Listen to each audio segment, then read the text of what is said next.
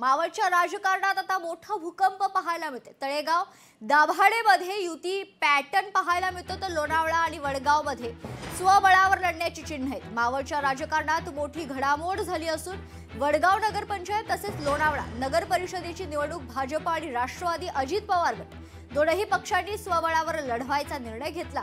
तर तळेगाव दाभाडे येथे मात्र युती पॅटर्नवर निवडणुकीची रणधुमाळी रंगणार आहे।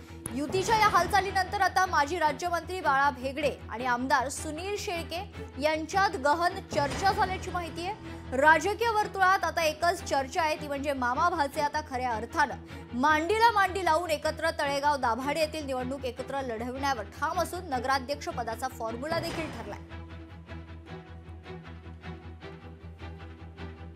पक्षाचा कार्यकाळ म्हणत असताना काही वर्ष भारतीय जनता पक्षाच्या विचाराचे असलेले संतोष हरिभाऊ दाभाडे आणि काही वर्ष हे गणेशराव मोहनराव काकडे ह्या दोघांना समान पद्धतीनं पुढच्या नगरपालिकेच्या नगराध्यक्ष पदाची जबाबदारी देण्याचा देखील आम्ही निर्णय केलेला आहे। एकंदरीत युतीच्या संदर्भात वरिष्ठ पातळीवर या संदर्भातली चर्चा करून निर्णय होईल अशा स्वरूपाची आमच्यामध्ये त्या ठिकाणी चर्चा झाली आणि त्या भूमिकेच्या माध्यमातून आज आम्ही या ठिकाणी आपल्या माध्यमातून तळेगाव दाभाडे नगर परिषदेच्या निवडणुकीत युती करण्याच्या संदर्भातला निर्णय आज या ठिकाणी आम्ही जाहीर करत आहोत।